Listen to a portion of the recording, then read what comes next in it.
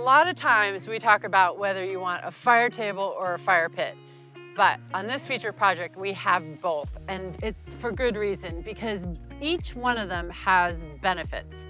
So tell me a little bit more about this fire table. Well, the fire table has many pros.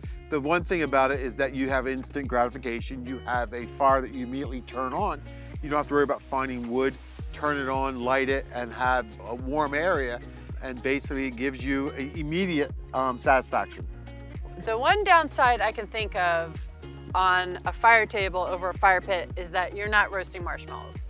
You're really not cooking anything on it. All right. You can actually sit there and give you a lot of warmth, give you a lot of atmosphere.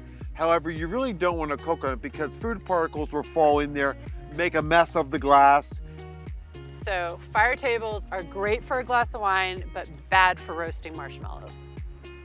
Tell me about the benefits of a fire pit. I love the smell of a fire. Certainly you lose that with a gas appliance, but I have to tell you, there's nothing like a real fire. So a fire pit is great for that smell that people love of burning wood, as well as that great campfire feel.